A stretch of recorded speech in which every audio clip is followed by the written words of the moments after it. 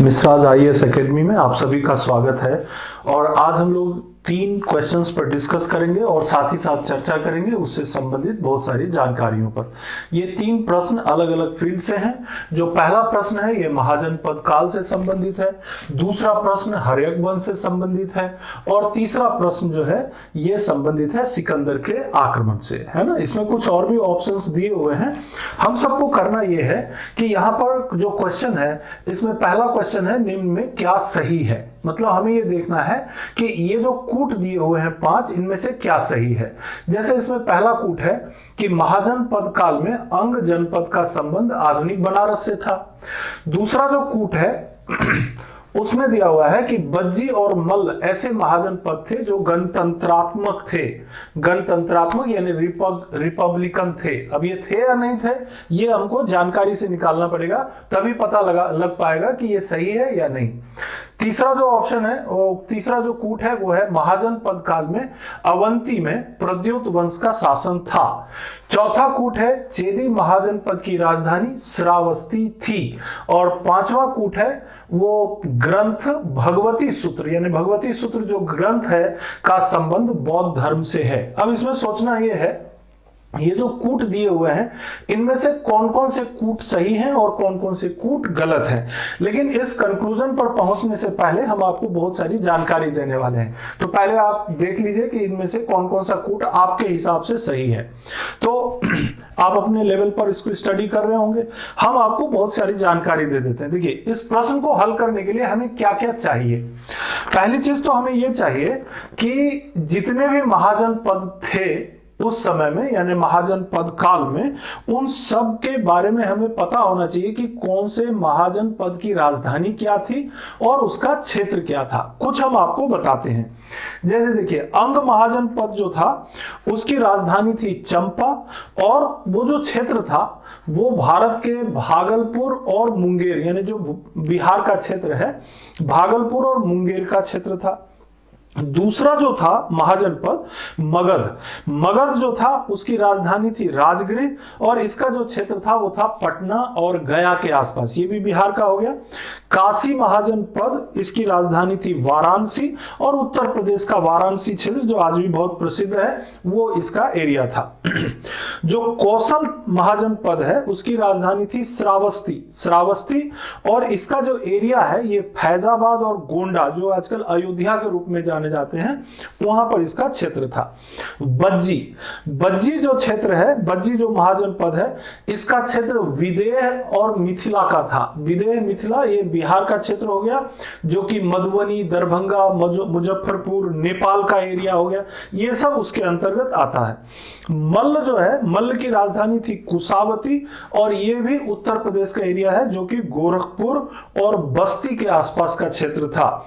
जो चेदी महाजनपद की राजधानी थी सुक्तिमती और ये जो क्षेत्र था ये अभी वर्तमान के मध्य प्रदेश और उत्तर प्रदेश का जो बुंदेलखंड क्षेत्र है उसको चेदी कहते थे उस समय। वत्स जो है इसकी राजधानी थी कौशाम्बी। वर्तमान का जो इलाहाबाद मिर्जापुर का जो क्षेत्र है इलाहाबाद का क्षेत्र वो उस समय इस महाजनपद का क्षेत्र हुआ करता था। कुरु की राजधानी इंद्रप्रस्थ, कुरु की राजधानी थी इंद्रप्रस्थ जो वर्तमान में हरियाणा और दिल्ली के क्षेत्र के अंतर्गत आता है। पांचाल जो क्षेत्र है इसकी 2 राजधानी थी। उत्तरी पांचाल की जो राजधानी थी उसको बोलते थे अहिछत्र और जो दक्षिणी पांचाल की राजधानी थी उसको बोलते थे काम्पिल्य। और ये जो क्षेत्र था ये बरेली बदाऊं फर्रुखाबाद ये जो उत्तर प्रदेश का क्षेत्र है वो सब इसके अंतर्गत आता है। मत्स्य जो है इसकी राजधानी थी विराटनगर और ये राजस्थान के अलवर भरतपुर जयपुर वगैरह का क्षेत्र होता था। सूरसेन की राजधानी थी मथुरा और ब्रजमंडल यानी कि उत्तर प्रदेश का जो मथुरा का एरिया है वो इसका क्षेत्र हुआ करता था। अस्मक जो है इसकी राजधानी थी पोटली और नर्मदा और गोदावरी के बीच का क्षेत्र जो है उस समय का ये एरिया होता था। अवंती जो कि वर्तमान में मालवा का क्षेत्र हो गया, वो उस समय अवंती के नाम से जाना जाता था। और दो उसकी राजधानी थी, उत्तरी अवंती की राजधानी थी उज्जैनी और दक्षिणी अवंती की राजधानी थी महिष्मती। गांधार, गांधार जो क्षेत्र था वो फिर पाकिस्तान में जाना पड़ेगा, उसकी राजधानी थी तक्षशिला, वो पाकिस्तान का जो क्षेत्र और अफगानिस्तान का कुछ क्षेत्र जो है इसके अंतर्गत आता था। कंबोज, कंबोज की राजधानी थी हाटक और पाकिस्तान का जो हजारा जिला है या हजारा जो क्षेत्र है वो इसके अंतर्गत आते थे। इस तरह से कुल 16 महाजनपद होते थे। तो आपको यहां से एरिया पता चल गया कि कौन सा महाजनपद कहां था और उसकी राजधानी क्या थी। दूसरी जानकारी हमें ये चाहिए, इन महाजनपदों में कुछ महाजनपद थे जो राजतंत्रात्मक थे, यानी कि वहां पर ऑटोक्रेटिक शासन होता था या मोनार्ची का शासन, यानी एक ही राजा होता था। और कुछ महाजनपद ऐसे होते थे जहां पर केवल एक राजा नहीं बल्कि राजा के साथ साथ एक जो है समूह होता था, या राजा के परिवार का समूह भी हो सकता था या कुछ समाज के चुनिंदा लोग भी होते थे। उनको रिपब्लिकन महाजनपद कहा जाता था या गणतंत्रात्मक कहा जाता था। तो दो ऐसे महाजनपद थे, एक वज्जी और मल्ल। वज्जी और मल्ल ये दो महाजनपद ऐसे थे जो कि गणतंत्रात्मक यानी रिपब्लिकन थे, और इनकी जो शासन शक्ति होती थी ये कहने के लिए रिपब्लिकन संपूर्ण जनता के हाथ में होना चाहिए, लेकिन एकदम एग्जैक्टली ऐसा नहीं होता था। वो कुछ विशेष कुल या परिवार के सदस्यों के हाथ में ये होता था, इसलिए उसको रिपब्लिक कहते थे। राजतंत्रात्मक में बाकी सारे थे, अंग था, मगध था, काशी था, कोसल था, ये सब राजतंत्रात्मक यानी मोनार्ची यानी एक राजा वाला यहाँ पर महाजनपद था। बौद्ध ग्रंथ, बौद्ध ग्रंथ जो है उसमें एक जगह बौद्ध ग्रंथ महावग्ग जातक, एक बौद्ध ग्रंथ है महावग्ग जातक, उसमें एक जगह ये उल्लेख किया गया है कि अवंती के शासक जो थे उनका नाम था प्रद्योत। प्रद्योत, अवंती में प्रद्योत वंश का शासन था, है ना। चंड प्रद्योत एक प्रमुख शासक थे, आपने नाम सुना भी होगा। तो प्रद्योत वंश का शासक था। और जब इधर मगध में जब हर्यक वंश का शासन था वहां पर एक शासक थे बिंबिसार, बहुत ही प्रभावशाली शासक थे। तो बिंबिसार ने उनके यानी कि चंड प्रद्योत जब बीमार पड़े, उज्जैनी यानी कि प्रद्योत वंश के शासन वहां चलता था, तो जब बीमार पड़े तो अपने जो उनके वैद्य थे वहां पर उनको, उनका नाम था जीवक, उनको भेजा था। और भगवती सूत्र जो है वो जैन ग्रंथ है जिसमें 16 महाजनपदों की जानकारी दी गई है। अब इस जानकारी से आप इस प्रश्न को आसानी से कर सकते हैं। जैसे देखिए, महाजनपद काल में अंग जनपद का संबंध आधुनिक बनारस से था, ये कथन गलत हो गया। वज्जी और मल्ल ऐसे महाजनपद थे जो गणतंत्रात्मक थे, अभी जो मैंने बातें बताई उसमें ये सही था, ये गणतंत्रात्मक था। महाजनपद काल में अवंती में प्रद्योत वंश का शासन था। मैंने आपको एग्जाम्पल भी दिया कि बिंबिसार ने अपने एक वैद्य को, जीवक को भेजा था, तो ये कथन भी सही हो गया, है ना। चेदी महाजनपद की श्रावस्ती थी, राजधानी श्रावस्ती थी, ये कथन गलत है। और ये जो है चेदी महाजनपद की राजधानी श्रावस्ती नहीं थी। अभी आपने पढ़ा कि चेदी महाजनपद की राजधानी शक्तिमती थी। ग्रंथ भगवती सूत्र का संबंध बौद्ध धर्म से है, ये कथन भी गलत हो जाएगा, क्योंकि भगवती सूत्र का संबंध जैन धर्म से है और जैन ग्रंथ भगवती सूत्र में 16 महाजनपदों की जानकारी दी गई है। तो इन ऑप्शन में से देखिए ये जो ऑप्शन है यानी आंसर 2-3 ये सही हो गया। तो इस प्रश्न का उत्तर आपने कर लिया और साथ ही साथ आपने बहुत सारी जानकारी भी देख ली। अब हम लोग चलते हैं दूसरे प्रश्न में। दूसरा प्रश्न जो है, देखिए इसमें थोड़ा क्वेश्चन इस तरह से बनाया गया है कि कौन सा सही नहीं है। यहां पर आपको यह पता लगाना है, ये जो 5 कूट दिए गए हैं इनमें से कौन सा सही नहीं है। तो कौन सा सही नहीं है, तो पहला कूट दिया है पाटलिपुत्र को राजधानी के रूप में सर्वप्रथम उदायन ने विकसित किया। अब ये अपन को पता होना चाहिए कि उदायन ने विकसित किया या बिंबिसार ने किया या अजातशत्रु ने किया या किसी और ने किया, उस पर अपन बाद में बात करते। कूट ये है। दूसरा कूट दिया हुआ है अजातशत्रु श्रेणिक नाम से भी जाना जाता है। तो ये भी हमको पता करना पड़ेगा कि भाई अजातशत्रु का कोई अन्य नाम था क्या। तीसरा कूट दिया है नंद वंश का संस्थापक घनानंद था। नंद वंश का संस्थापक घनानंद था या नहीं था, ये जानकारी होनी चाहिए हमको। चौथा कूट है कालाशोक के समय में ही बौद्ध धर्म स्थाविर और महासंघिक में बट गया था, ये जानकारी भी हमारे पास होनी चाहिए। और पांचवा कूट है हर्यक वंश का अंतिम शासक मुंड था। अब ये सारे प्रश्न, ये जो कूट दिए गए हैं, आप एग्जैक्टली सही कर पाएंगे अगर आपको जानकारी होगी। जानकारी क्या होगी, देखिए मैं आपको संक्षेप में बताता हूं। पहली चीज, हर्यक वंश की स्थापना बिंबिसार, वास्तविक संस्थापक, रियल जो एस्टैब्लिशर हैं वो बिंबिसार हैं। 544 बीसीई में इन्होंने स्थापना की। बिंबिसार को श्रेणिक बोलते हैं, ध्यान रखिएगा। बिंबिसार का जो दूसरा नाम था उसे श्रेणिक कहा जाता था। वो खुद बिंबिसार जो थे उन्होंने राजगृह नामक नए नगर की स्थापना की थी। राजगृह नामक नए नगर की स्थापना की थी। ठीक, ये भी ध्यान रखना है क्योंकि ये सब हल करने में आपकी मदद करेगा। इसके अलावा विनय पिटक के अनुसार बुद्ध से मिलने के बाद, यानी गौतम बुद्ध से मिलने के बाद उन्होंने बौद्ध धर्म ग्रहण कर लिया था। बिंबिसार ने बौद्ध धर्म ग्रहण कर लिया था और बेलूबन नामक उद्यान गौतम बुद्ध को और उनके संघ को, यानी उनके जो लोग होते थे, फॉलोअर होते थे, उनको दान में दे दिया था। ठीक है। अवंती के राजा चंड प्रद्योत के बीमार होने पर उन्होंने ही अपने वैद्य जीवक को जो है उनके पास यानी उज्जैनी भेजा था। ये जानकारी पिछले क्वेश्चन में भी हुआ था, रिपीट हो गया ये। बिंबिसार के पुत्र का नाम था अजातशत्रु और अजातशत्रु ने ही अपने पिता यानी कि बिंबिसार की हत्या कर हर्यक वंश का शासक बने। यानी अजातशत्रु ने अपने पिता बिंबिसार की हत्या कर हर्यक वंश के शासक बने। अजातशत्रु को कुनिक कहा जाता है। अजातशत्रु का नाम क्या है? कुनिक। ये याद रखना पड़ेगा क्योंकि ये हल करने में आपको मदद करने वाला है। अजातशत्रु को कुनिक कहा जाता है। अजातशत्रु ने क्या किया कि 490 बीसी में, 490 बीसी में पाटलीग्राम एक जगह है, वहां पर एक दुर्ग का निर्माण करवाया। अजातशत्रु ने एक दुर्ग का निर्माण करवाया और उसके समय में ही, अजातशत्रु के समय में ही पहली बौद्ध संगीति, फर्स्ट बौद्ध कॉन्फ्रेंस 483 बीसी में जो है राजगृह में आयोजित किया गया। एक और जानकारी महत्वपूर्ण, उदायन जो थे, जो अजातशत्रु के पुत्र थे, उन्होंने पाटलिपुत्र को अपनी राजधानी बनाया था। पाटलिपुत्र को अपनी राजधानी बनाया था। इसकी आपको जरूरत यहां पड़ने वाली है। उदायन ने, जो कि अजातशत्रु का पुत्र था, उसने पाटलिपुत्र को अपनी राजधानी बनाया था।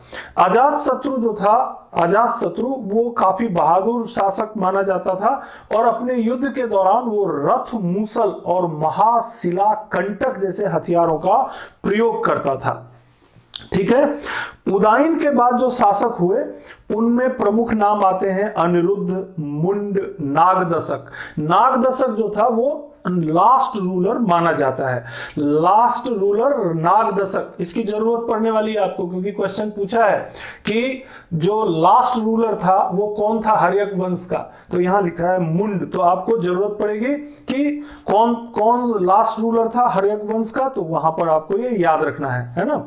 हर्यक वंश का अंतिम शासक जो था वो नागदशक था और नागदशक की हत्या कर दी थी शिशुनाग वंश के संस्थापक शिशुनाग ने। शिशुनाग वंश का एक प्रमुख शासक का नाम है कालाशोक। शिशुनाग वंश के एक प्रमुख शासक का नाम है कालाशोक। कालाशोक के समय में ही द्वितीय बौद्ध संगीति का आयोजन होता है। 383 बीसी में, 383 बीसी में द्वितीय बौद्ध संगीति का आयोजन होता है और इस बौद्ध संगीति में बौद्ध धर्म जो था उसमें दो संप्रदाय, दो भागों में बढ़ जाता है। एक को बोलते हैं स्थाविर और दूसरों को बोलते हैं महासंघिक।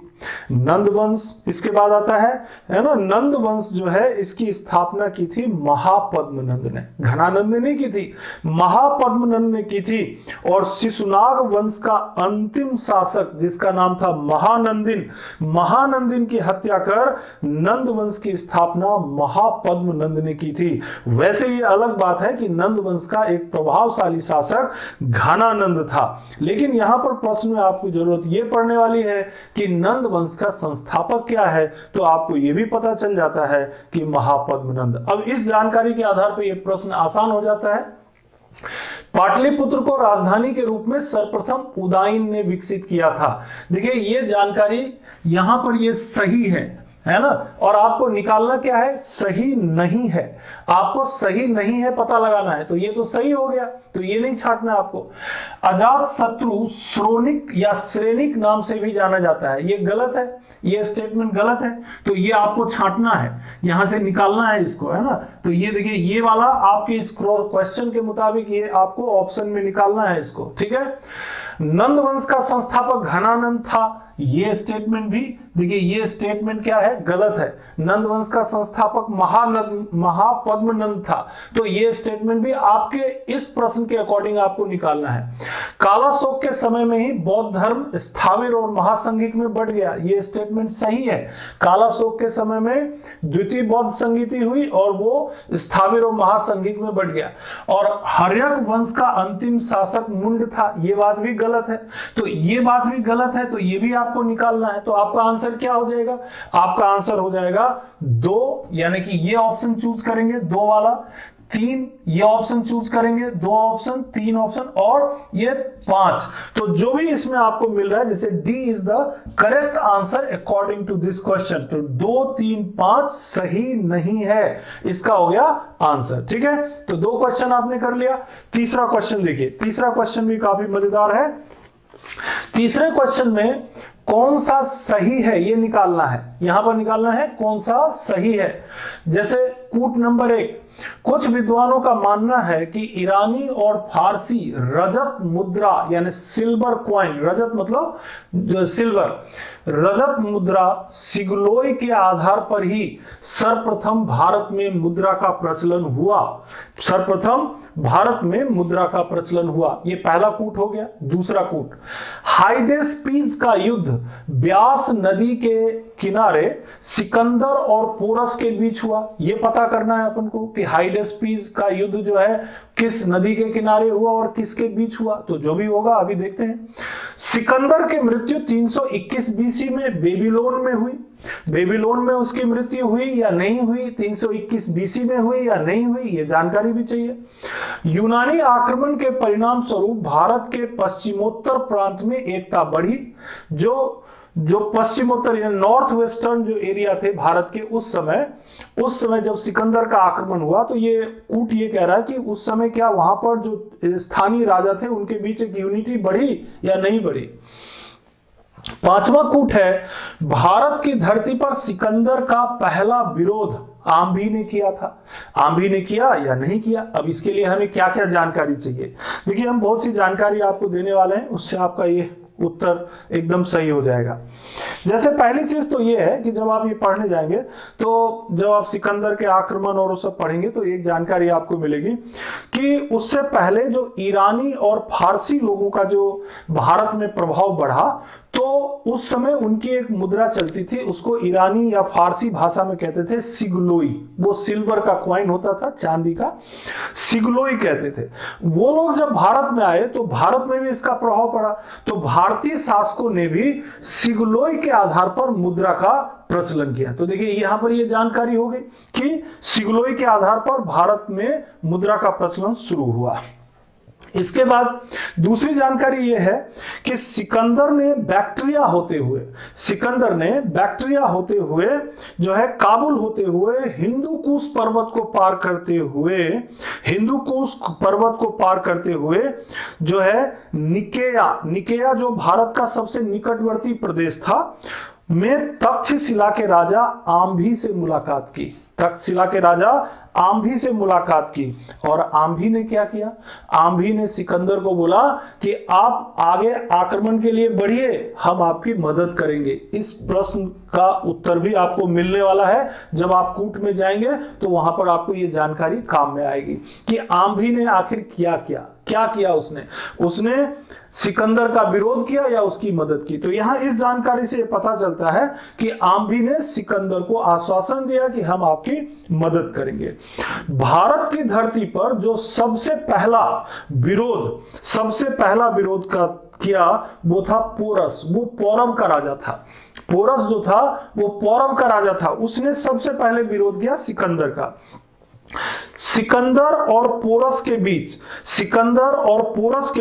326 बीसी में 326 बीसी में जो है वितस्ता नदी के किनारे, जिसको यूनानी लैंग्वेज में हाइडेस्पीज कहते हैं, वितस्ता का युद्ध या हाइडेस्पीज का युद्ध हुआ। ईयर 326 बीसी 326 बीसी में यह युद्ध हुआ और इस युद्ध में अंततः सिकंदर जो है वो हावी रहा और उसे विजय मिली और पोरस को जो है समर्पण करना पड़ा। इसके पीछे भी कहानी हम बताएंगे आपको, थोड़ा ये आंसर कर लें उसके बाद। सिकंदर की मृत्यु बेबीलोन के निकट, जो कि बगदाद के आसपास की जगह है, बेबीलोन के निकट 323 बीसी में हुई, 323 बीसी में हुई और यूनानी आक्रमण के परिणाम स्वरूप भारत के पश्चिमेतर प्रांतों में यानी नॉर्थ वेस्टर्न एरिया में यूनिटी बढ़ी। ये बात भी सही है। अब यहां पर देखिए कि जो वितस्ता का युद्ध हुआ, उस वितस्ता मतलब होता है झेलम नदी। तो झेलम नदी के किनारे ये युद्ध हुआ, वितस्ता का युद्ध, जिसको यूनानी में हाइडेस्पीज कहते हैं। और उस युद्ध में सिकंदर जो है वो विजयी रहा और पोरस को जो है सरेंडर करना पड़ा। लेकिन पोरस ने सिकंदर को काफी प्रभावित किया था। इसमें एक बात यह है, समझने वाली बात यह है कि यहां पर जब पोरस इतना शक्तिशाली शासक था, 7 फीट लंबा, और उसकी जो तलवार होती थी वो 7 फीट लंबा उसका तलवार होता था। इवन यूनानी जो लेखक है उसने भी पोरस की तारीफ की है अपनी किताबों में और कहा है कि पोरस के सामने कोई भी विरोधी शासक टिक नहीं पाता था। लेकिन उससे एक गलती हुई, चूक ये हुई कि उसने दुश्मन की शक्ति का स्रोत क्या है, what is the source of the power of our enemy, दुश्मन के शक्ति का स्रोत भी हमें पता होना चाहिए और यही गलती वो कर गया। सिकंदर की ताकत क्या थी कि उसके पास बहुत फुर्तीले घोड़े थे और साथ में बहुत ही फुर्तीले तीर धनुष यानी तीर चलाने वाले, निशाना से तीर चलाने वाले उसके पास फौजी थे जो घोड़े पर सवार होते थे। और पोरस की ताकत उसके हाथियों के पास होती थी, हाथी सवार होते थे। ये जो पोरस ने यहां पर गलती ये कर दी कि उसने उस घोड़े की ताकत और तीर धनुष का जो निशाना है उसको समझे बिना ही जो है उसने लड़ाई जो है शुरू कर दी। और लड़ाई में यही चूक हो गई कि अगर वो थोड़ा आकलन कर लेता सिकंदर की ताकत का तो हो सकता है कि उस युद्ध में सिकंदर को पराजित होना पड़ता। लेकिन इतिहास में ऐसा हुआ नहीं और कई बार हम लोग भी ऐसी गलती कर जाते हैं कि दुश्मन की ताकत का अंदाजा हम लगाते नहीं हैं और सीधे अटैक कर देते हैं। तो यहां चूक होती है, यह हमें सीखने को यहां पर मिलता है। खैर देखिए, इनका जो सिकंदर का घोड़ा था उसका भी नाम था बुकी फाइलिस। उसको संस्कृत भाषा में भव कपाली नाम से जाना जाता है, भव कपाली बुकी फाइलिस, है ना। और साथ ही साथ आपको ये भी पता चल जाता है कि सिकंदर की जो मृत्यु होती है वो 323 बीसी में होती है और वो बेबीलोन के निकट जो है जाकर के, बेबीलोन बगदाद के पास की कोई जगह है वहां पर होती है। सिकंदर भारत में लगभग 19 माह रहता है और जब वापस जा रहा होता है तो वो अपना एक व्यक्ति जिसका नाम फिलिप था उसको उत्तराधिकारी बनाकर जाता है। अब यहां देखते हैं कि हमें क्या इन सारी जानकारी से प्रश्न का उत्तर मिल जाता है। तो आइए देखते हैं इसमें सही है ये ढूंढना है। कुछ विद्वानों का मानना है कि ईरानी व फारसी रजत मुद्रा सिगलोई के आधार पर ही भारत में मुद्रा का प्रचलन हुआ। ये सही है, अभी मैंने आपको बताया ये सही है, क्योंकि क्योंकि सिगलोई के आधार पर भारत में मुद्रा का प्रचलन प्रारंभ हुआ। हाइडेस्पीस का युद्ध ब्यास नदी के किनारे सिकंदर और पोरस के बीच हुआ। देखिए ये ब्यास नदी के किनारे नहीं हुआ, ये युद्ध झेलम नदी के किनारे हुआ। तो ये ऑप्शन क्या हो गया, गलत हो गया। इसको हाइडेस्पीस का युद्ध कहते हैं और जो है बितस्ता जो है ये झेलम नदी का पुराना नाम है, न कि ब्यास नदी का। तो ये हो गया गलत। सिकंदर की मृत्यु 321 बीसी में बेबीलोन में हुई, ये स्टेटमेंट गलत है, क्योंकि 323 बीसी में बेबीलोन के निकट उसकी मृत्यु हुई। यूनानी आक्रमण के परिणाम स्वरूप भारत के पश्चिमोत्तर प्रांत में एकता बढ़ी, ये बात सही है कि जब सिकंदर का आक्रमण हुआ तो एक आम भी जरूर जो चला गया सिकंदर के पक्ष में। बाकी शासकों ने यह देखा कि अगर सिकंदर इस तरीके से आक्रमण करता जाएगा तो हमारा साम्राज्य, हमारा जो शासन है वो भी नष्ट होगा। तो जो स्थानीय शासक थे वो एकजुट होने की कोशिश करने लगे। तो पश्चिमोत्तर प्रांतों में एकता बढ़ी, ये स्टेटमेंट सही है।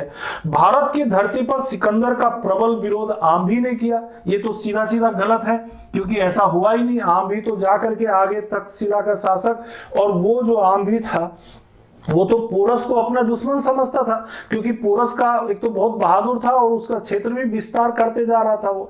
तो आम्भी ने ये सोचा कि अगर हम सिकंदर के पास चले जाएंगे तो हमारा जो क्षेत्र है वो बचा रहेगा, और इस कारण उसने सिकंदर का समर्थन कर दिया। लेकिन यही जो है बड़ी गलती साबित हुई, क्योंकि उसके कारण ही सिकंदर अंदर आ पाया और पोरस को पराजित करने में सफल रहा। तो यहां पर प्रश्न का उत्तर क्या हुआ? प्रश्न का उत्तर आपके पास ये है कि पहला स्टेटमेंट सही है, इसके अलावा चौथा स्टेटमेंट सही है। इसका मतलब हुआ कि आपके पास जो उत्तर है 1 और 4 सही है, ये आपका सही उत्तर है। और इस तरह से आप लोगों ने इन 3 प्रश्नों के माध्यम से बहुत सारी जानकारी भी देख ली और इन 3 प्रश्नों का उत्तर भी ढूंढ लिया। मुझे उम्मीद है कि प्राचीन इतिहास को समझने में ये क्वेश्चंस आपकी मदद करेंगे और ये जानकारी मदद करेंगे। आपको अगर ये वीडियो अच्छा लगा हो तो प्लीज चैनल को सब्सक्राइब कीजिएगा, शेयर, लाइक कीजिएगा। यही आपसे हमारी विनती है। धन्यवाद।